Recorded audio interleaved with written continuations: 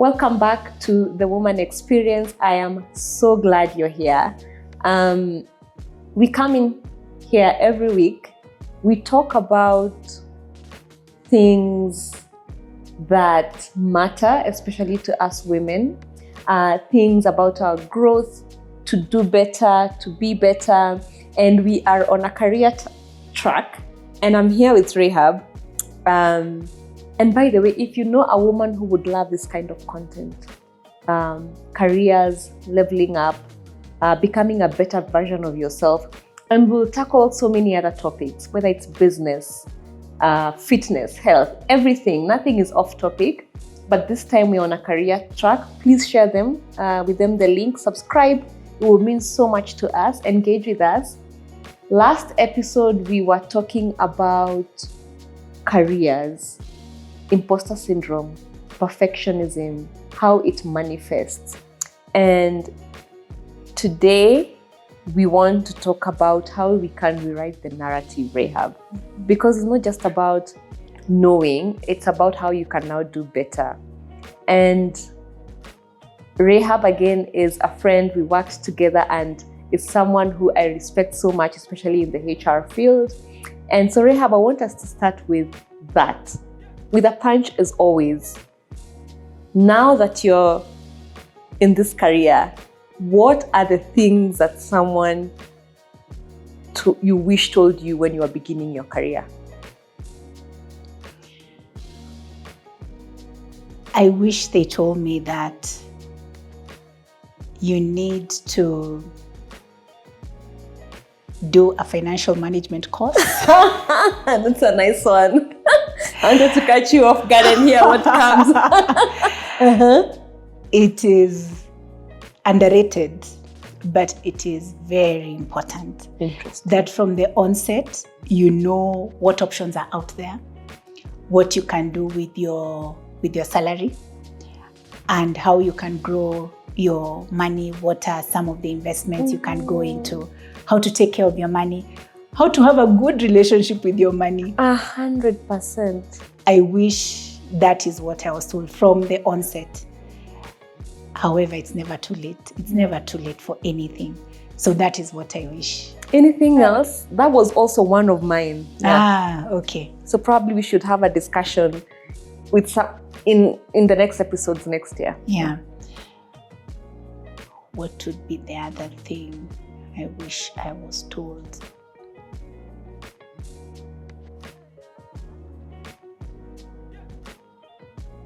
It's a challenging one. Speak from the heart, because I guarantee you someone is listening and thinking, yeah, this is also me. I would say that you do not have to like someone to work with them. As women, we bring our whole selves. Mm-hmm. And I'm not propagating that people have enemies at work, but what I'm saying is that even if someone is difficult, you can find a way to work with them. And you do not have to be best friends to work with this person. It is possible. And while at it, you do not have to take whatever they do personally.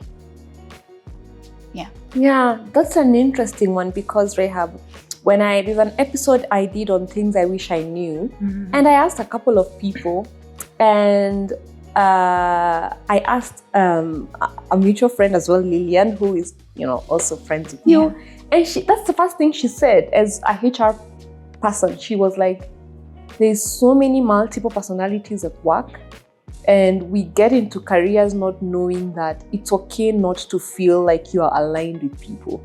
And probably some of the people that you will learn the most from, whether technical skills or even will advocate for you, are people who are not like you. Very true. But we go with this mindset of like, it has to be a friend. They'll come in the shape of a friend, of someone we align with. Talk to me a bit about that, because I think it's so important. Yes, it is. Especially for women, because we are intuitive at heart, we're emotional. We sometimes feel a lot. but that sometimes can be a bit, can impede a bit, of how you move in the workplace. That is true. And I think I naturally agree with Lillian, because especially in HR, being in charge or managing all this stuff, different personalities, different backgrounds, different temperaments, most of which will surprise you. We get to see the side of people that most other staff do not. Yes. And because of that, we have to be able to know how to separate issues from the person. Wow. And I think that is also something that can be borrowed by other staff or other people, that when something happens, if you are able to separate the issue from the person, that way there would be more objectivity even in how you handle them.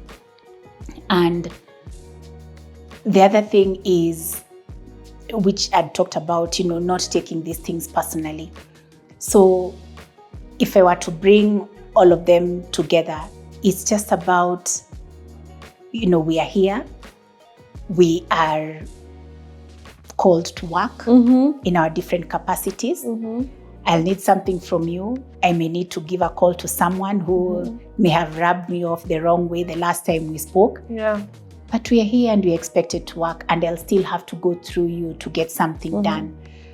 And I need to know how to do it. So all this goes back to you being able to manage yourself when it comes to dealing with all these other people and all these other things that will come up.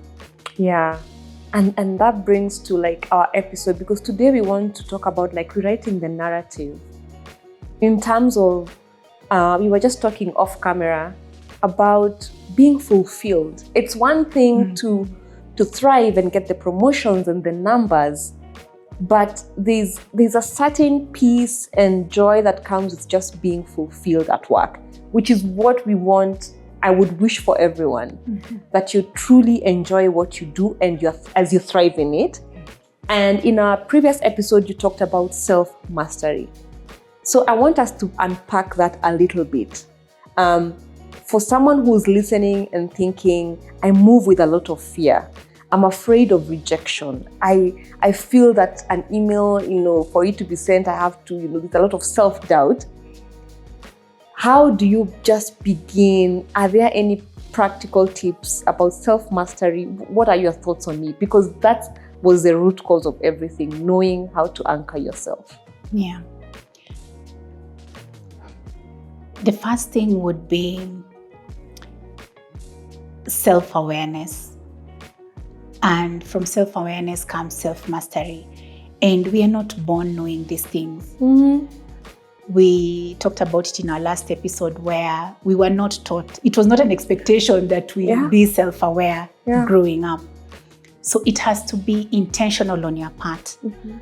And that could range from doing personality tests. Yes. Now, credible personality tests. It could be about listening to credible talks. There's TED Talks. There could be podcasts that have people talk about, matters mastery. You could read good books. Yeah. And at this point, I'd want to talk about my favorite, who talks a lot about emotions. It's not a topic that has been talked about a lot. People talk about their experiences. People talk about the hard things. However, Brené Brown, who's written a couple of books, now touches on the emotions, things that people are uncomfortable talking about. You could have a look and see whether she speaks to you or her writing speaks to you. So make it intentional to know who you are, to learn about yourself.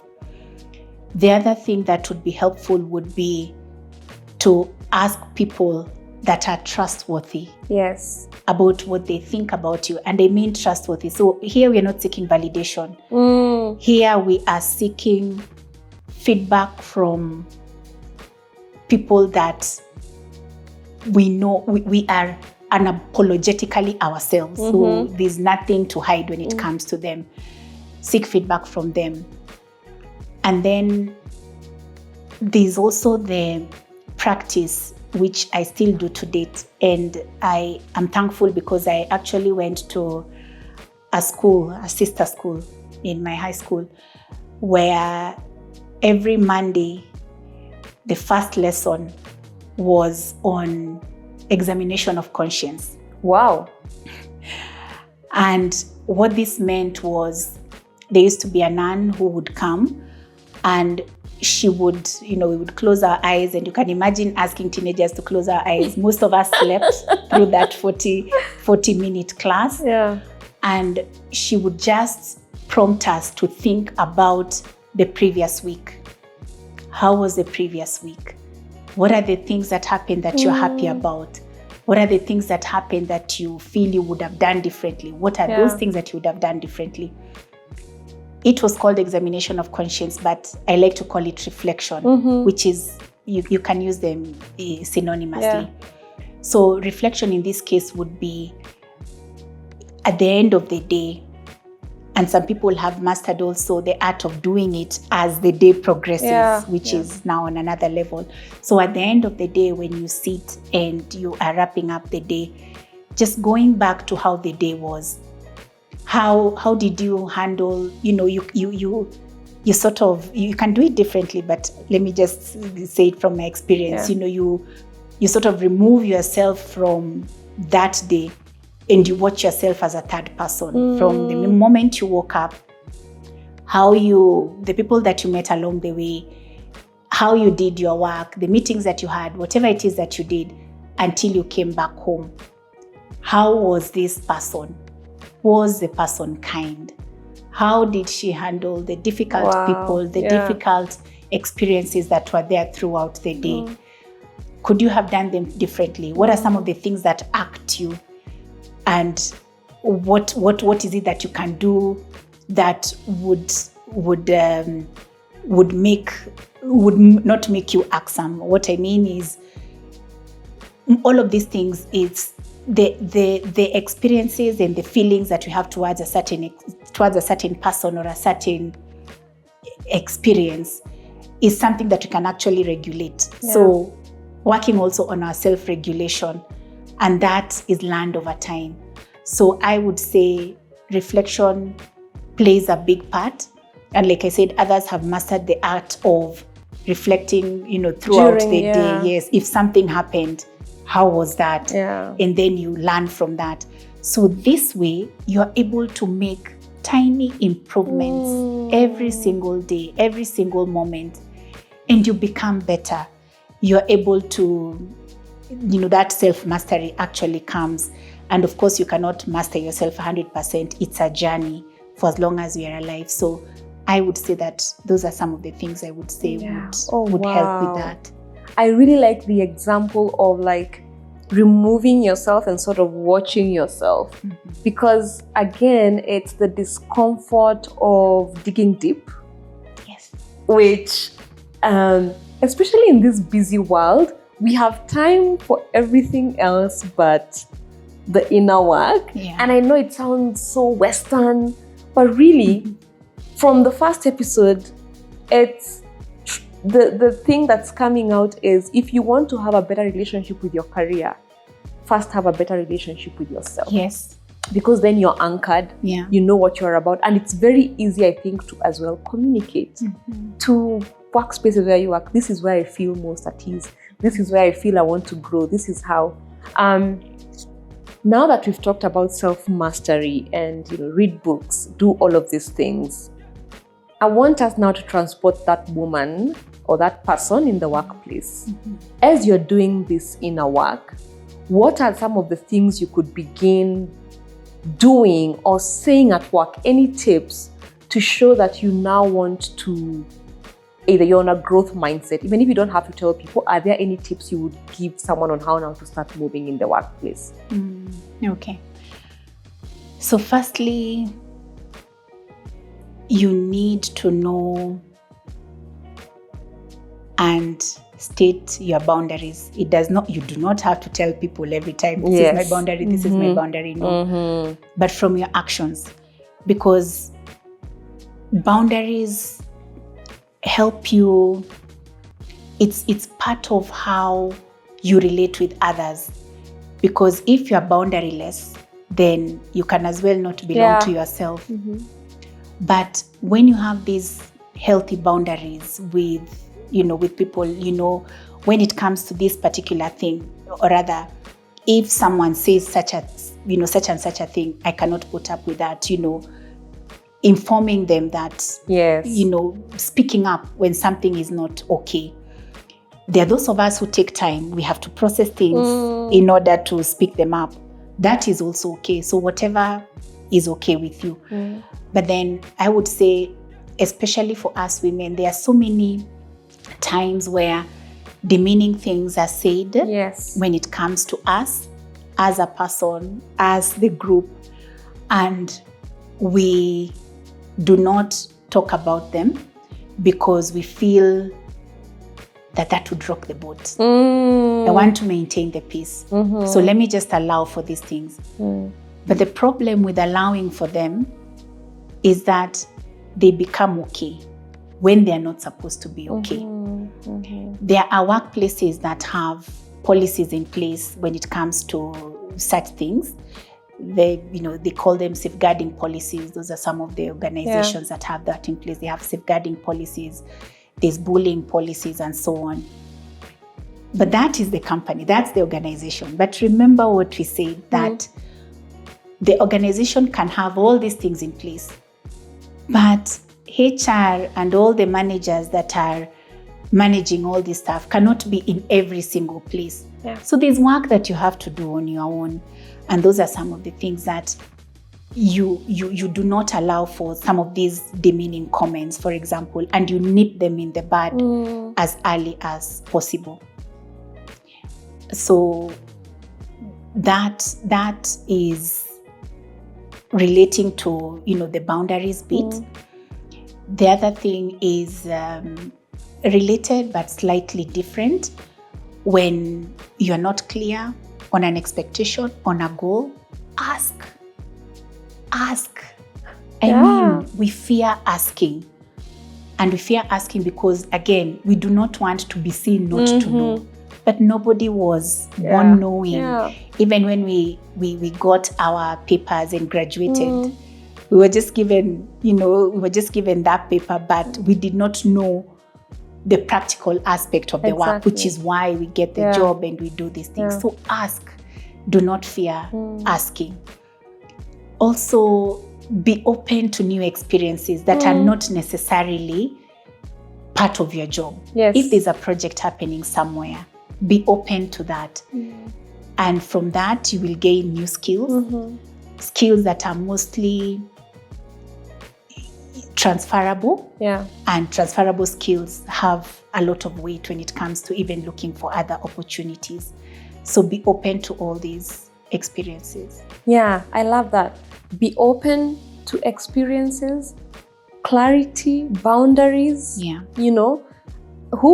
I keep saying that this is like a masterclass because I am so confident that if people hear this and internalize this, you are well on your way to just really enjoying your time at work. Because more so than often than not, we are placing a huge burden, and rightly so, organizations should have these frameworks, but we are placing a huge burden on organizations and not doing the work ourselves. And I just, again, another light bulb moment, that's why there's a lot of conflict. So there's all very well-meaning policies and organization practices, but people are unfulfilled. So it's a constant friction because people are angry and people are just, there's a lot happening in the world, but we haven't really done the inner work.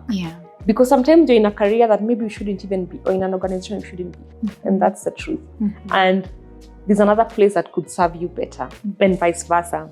But I also want to talk about this idea of the person and the uphill task of now doing the work that is required, because easier said than done.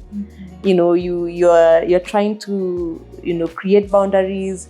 What are some of the headwinds that you could expect in this new journey? Because they're gonna be there. I don't want also to make it so like, oh, now you're voicing your boundaries. Now you're taking on new projects. What could a bit of the discomfort that you can tell people, like, this might happen, but press on. And then you've seen people at work, maybe people have come to you for conversation and said, you know what, I'm on this growth journey here, but I'm struggling. What could they expect? Because I don't want to set the stage that it's going to be nice. Oh, yes.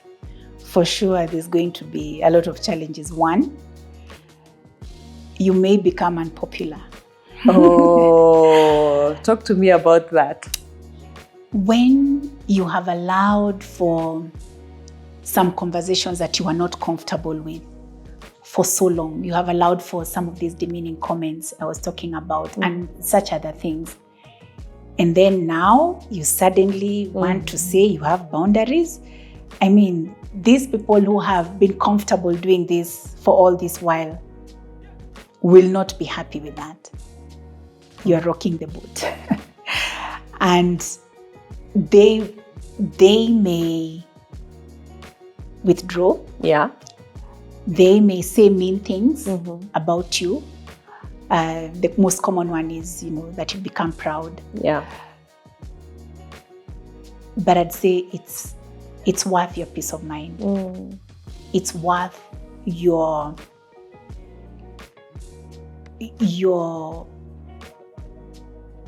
it's worth the work that has to go in for you to be able to enjoy the journey and become fulfilled. Exactly.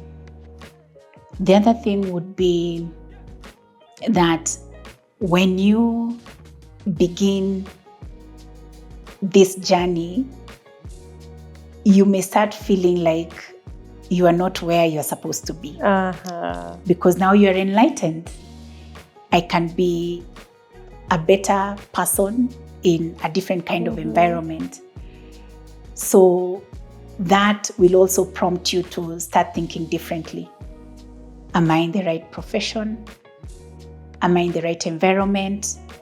Should I pursue a hobby that I had That was me, girl. Yes. Yeah, should I pursue a hobby that I had put off for so long? So you will get into these situations that will sort of like rip the Band-Aid. Yes. You will be required to face the truths that come from within, and that is okay. The other thing I would say is, of course, linked to being unpopular, is that you may lose friends. I was gonna ask, Not may, you will. You will lose friends. Yeah. And perhaps you should not say friends, perhaps you should give it another name, because I suppose those that are not aligned good to friends you. do not really get lost. But there are things that they may not, they will not agree with you. You are no longer a convenience to them. So you will lose some relationships. But the most important thing is, are you okay with who you are becoming, with who you are? And when you weigh the pros and cons, where would you rather be? Yeah. It's interesting when you talk about that, because this is so true. I go back to the saying, but I know it's been the way I understand it is very different. It's very lonely at the top. For me, the top is not the positions. At the top is when you're becoming better, you're rising, you're going, you are doing a great service to yourself by leveling up and growing. Yeah. You will shed a lot of skin. So it becomes lonely in that sense, that to find your tribe, to find other people, it's work, but also this had to go. I think that's what I take it to be, like, lonely at the top. And I'm so glad you said it, because growth is not linear. Oh yes, it is not. And it's painful. It's because again, it's so this comfort zone of, we would sit at lunchtime at work and gossip. because those are some of the things that, in my leveling up, and now that I'm older, I see like that was just a waste of time. I mean, I would have spent my lunchtime better either having a good conversation with a friend that's not talking about colleagues at the workplace. And so talk to me a little bit about also what are some of the negative traits that people have that are impeding them. Because yes, you're a perfectionist, but at work, what are some of the things you would ask people to like look into this? For me, it's like conversations that don't serve you, for one. But talk to me about some of the things you've seen that can really, they're not serving you in your journey of what we are trying to do, which is to be better. You've rightfully put it. On conversations that do not serve you. There are lots of those in any organization. Exactly. I think being social beings. And we want to belong, Yes, being social beings, it's only normal. But then the thing with being in conversations that do not serve you is that they may end up draining you. They may end up making you feel doubtful of your abilities, of what you have achieved so far. So for sure that takes the cup when it comes to conversations that do not serve you. The other thing would be aligning yourself or being in groups or cliques. Let me call them cliques. Being in cliques where there's group psychology and everyone in the organization. That's a tough one to hear, but so many people are, cliques are counterproductive. Yes, there's a false sense of belonging, but you wait until you leave that organization for another opportunity. You may not hear from any of those people. Wow. You may hear from some. Only today we are really out guns blazing. And they want to find out how your new place is. Do they have these benefits? And so on. How can you compare to where we are? So cliques for sure really pull somebody back. And the other thing with cliques is that the members of that clique want you to be, they sort of want you to be at a certain level. So you cannot afford to even want or desire a promotion because no. Now you will be leaving this clique and you will be leaving the level at which we are conforming ourselves to. So cliques are very dangerous. And I'm trying to think of another one. Sabotage. Malice. Malice. They're jointly. They're joint at the hip with cliques and also those conversations. Malice for sure. And malice can show its face in very many things. I mean, from putting down someone who's doing a presentation to a report to talking ill of someone who is being considered for a promotion. It could be anything. Thanks for bringing that up because that is also very common. Sarcasm as well,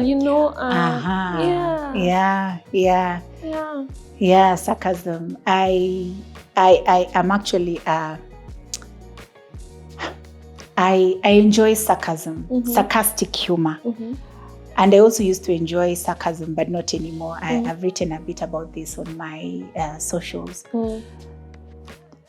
And I draw it from Brené Brown. She writes about kindness and she talks about clear is kind. And you see the thing with sarcasm, it is that it is laced with so many innuendos and so many things and things people want to say but they're not saying it. So they wrap it up in some spiky words which end up hurting the recipient. That is, if the recipient understands sarcasm, because the other thing would be someone may not understand or be familiar with the sarcastic comment that you're making. So malice in all its forms will definitely not help you move forward. Yeah. And people, they may enjoy when you're telling them things about other people. They may listen to you, but they know not to trust you. And trust is a big thing when it comes to moving up. Isn't that true? Yeah. Yeah. The reason I brought it up is also we would be remiss if we weren't talking about the things that are bringing us down. You know, and like I was talking about the lunch gossip or whatever, you have also to identify in your growth journey. And we've all been guilty of a bit of this and that, but it is just consciously saying to yourself, is this serving, is this kind? You talked about kindness. Is this kind? And also, is it serving me? And what purpose is it serving? And I love how you started with like just looking down on your day and like how you moved. So it's not that we are not prone to mistakes, we can rise above them, but also being very honest. Because you cannot also always be blaming others in, you know, True. My manager is this, but also how do you move in the workplace? Which was so important. Talk to me a little bit about, I want to, and we had talked off camera about this. I liked your analogy on, you know, and you're talking about Brené Brown, but clear is kind. And in context to women, because all through this channel, I mean, this episode, sorry, we've talked about that self-mastery. I think it's a kindness to yourself as well. It is. Because you're doing yourself the service of doing the work. Yeah. Talk to me about that kindness that you should first give yourself and then link it to organizational clarity and as a form of kindness so that now people are moving in congruency, like, you know, it's aligned. The organization is offering it, but let's start with first the individual. True. Self-mastery is a kindness unto itself, because when you master yourself, you will not allow for other voices to tell you otherwise. And we are not saying that now you are an expert on who you are, because we still need other people that we work with, our trusted friends and family, to also give us feedback. We should always be open to that feedback. However, the ripple effect of self-mastery is that you will also be kind to others. You will give people room to err. If you are a manager, for example, you will give people to err. You will guide them accordingly. So when you are grounded, because self-mastery leads to being grounded, when you are grounded, you'll also extend that kindness and that grace to other people.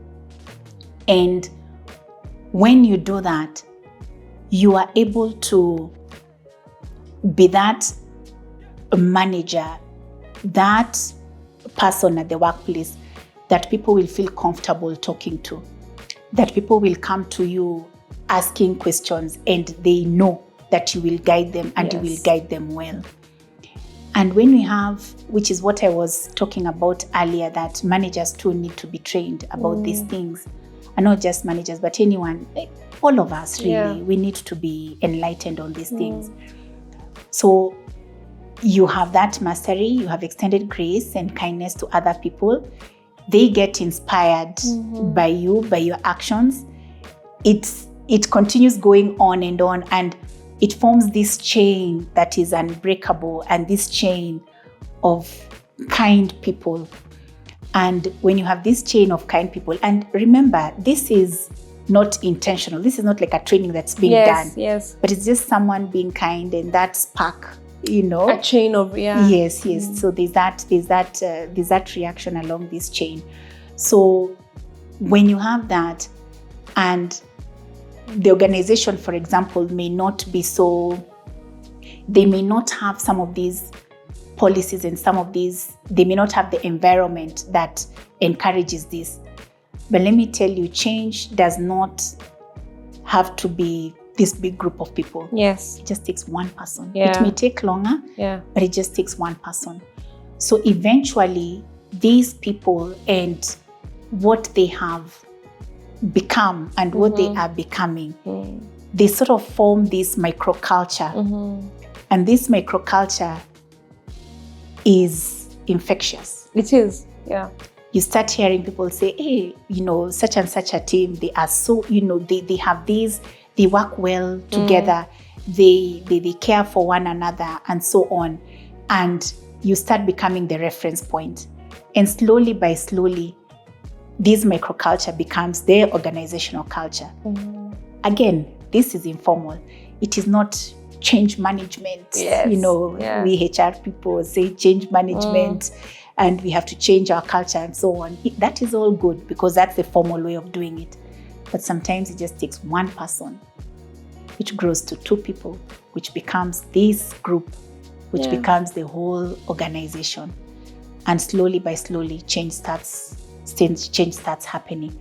So that is how that alignment happens. But people have to, first of all, work on themselves. Yeah. We have to face our demons, if we have any. Yeah. We have to face our insecurities. We have to do the work. Yeah. Without the work, we will not move because it will keep pulling us down and pulling us backwards. Yeah. Yeah. And also tools like, I know organizations now are really big on mental health and therapy because it's needed. Yes. There's that. The organizations that have, it's called employee assistance programs. The organizations that have that, which is a mix of several things, where people can access care when it comes to financial well-being, mental well-being, physical well-being in some cases. And this is something that I feel every organization should have. It does not have to be this big thing, but it could be part of the medical cover. It could be separate from the medical cover, but that is helpful. However, even if one is working in organizations or an organization that does not have this, there are free counseling sessions that are being provided. There are counselors, trained counselors who are doing this pro bono. And the information is online where you can access you can access different counselors depending on whatever it is that you need. Yeah. So also again, it needs to be credible. Yeah. And as we come to a close of this, I'm just thinking about our African culture, which is a lot of the things we are talking about, self-mastery, even like counseling, going, therapy and all of that. I feel like a lot of the leaders, the current ones, there's still some sort of resistance. I mean, people are talking about it now, but if you look at the numbers of people actually pursuing, even when they need it and they should, what do you think the disconnect is there? Because even well-meaning leaders who are encouraging their staff, they themselves, half of them don't even pursue those options. Yet it's a path to self-mastery. Is it our culture? Is it our mindset? Because it's one thing to know, it's another not to pursue these things. Yeah. There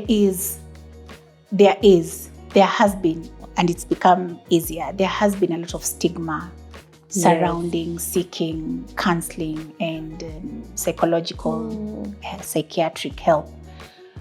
However, it's becoming better. I think it's because people are talking more about it, and progressive organizations have embraced, like for example, what I was talking about, employee assistance program and other counseling services. They have embraced it at work. Some have it in-house, which is great.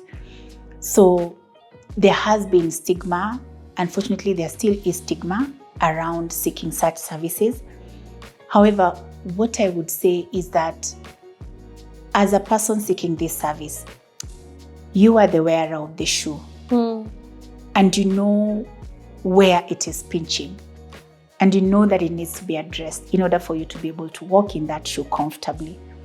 So make peace with the fact that this is for you. And if you feel uncomfortable seeking, for whatever reason, if you feel uncomfortable seeking help from the services that the organization has put in place, you can access some of these free services that I spoke about. Now, when it comes to the organization, we need to make people comfortable. Yes. And how do we do this? As HR people, we need to, first of all, ensure confidentiality. Ensure and affirm that indeed this is confidential.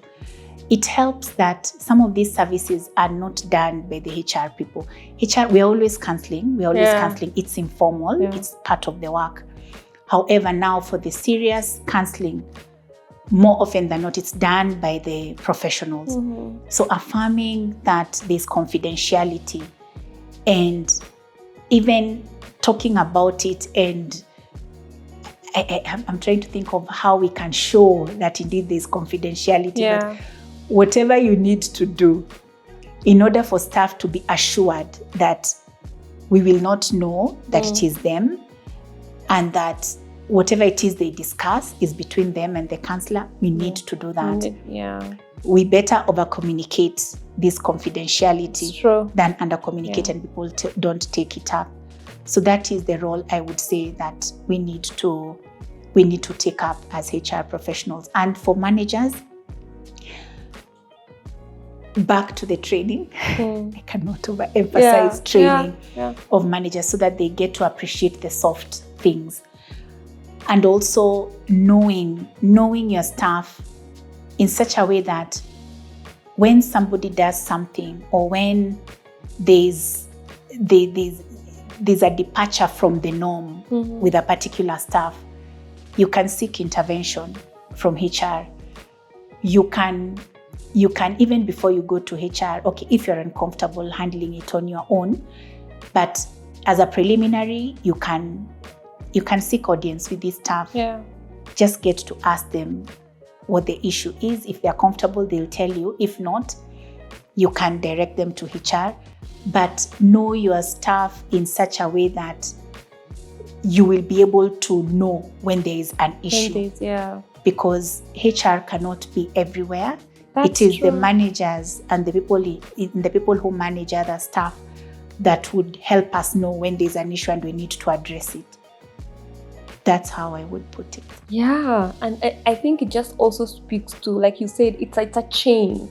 Yes. You know, so even if you're just leading a small team, or even if you're able to manage yourself and grow yourself, people are also able to trust you, and the ripple effect is so strong over time that we are creating a chain reaction of people who really value people, but also, and the organization then grows because people are happy. So I love that. It does. As I end, this channel, when I was thinking about it, and the birth of this channel was more around, you spoke about women like me who are at a certain point in their career, and then you're like, what do I love to do?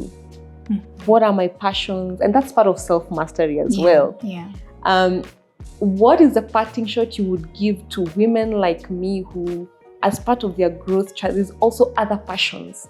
So you still want your career to thrive, but there's this other passion. I love knitting, I love cooking. For me, I love showing up on camera. I could show up here every day. What's the nudge of advice or encouragement you could give? And especially those who haven't started, because it's a form of self-care and it's healing. It fills you up. What's the nudge you would give them? Because there's a lot of us who are thriving in their career, but they are not fulfilled because those are not their, that's not their calling. And now there's this, they've always wanted to even cook. They've always wanted to do photography or knit or do whatever. I love that question very much. And every opportunity I get, I tell people how a balanced person is the most productive you can get, other than someone who is about work. Because we are not just one thing.